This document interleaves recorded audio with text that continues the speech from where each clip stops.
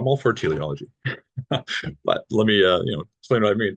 So it's definitely the case that teleology for a long time has fallen on very hard times. It's people are allergic to the word, right? Won't even want to use it. So as Micheal Levin has said in his great work, right? Here's somebody who's showing at least the return of teleology in a deep sense in biology in the biophilosophical world.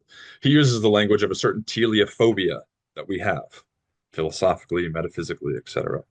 And so if teleology with respect to Whitehead means that there is a predetermined goal that history must and will meet, then certainly not.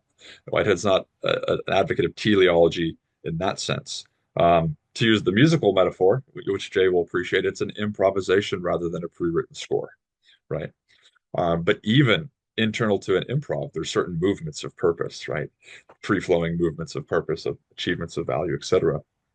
So when Whitehead says the teleology, is the term of the universe is directed towards the achievement of beauty, I think that can be seen in local finite scales in some way, and you could see it towards larger scales, the whole cosmos. But it need not be a settled end, right? So James Carse has written a beautiful book called Infinite and Finite Games. In fact, I'd recommend it to everybody. Beautiful meditation where he's saying some games are played to win, right? Finite games. And once you've won, once the end is met, the game stops. Other games are infinite games that you play simply for the sake of playing, right?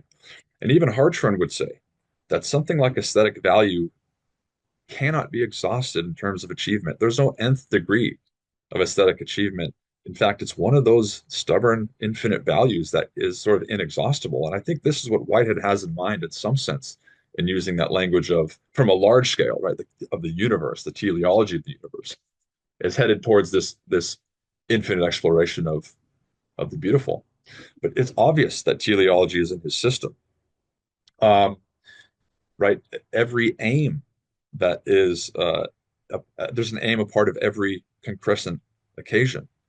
Um, and that aim ultimately, at least for him, comes from an initial aim, right? The divine initial aim, which merges in some sense with the subjective aim. When that aim is achieved, something of value has occurred.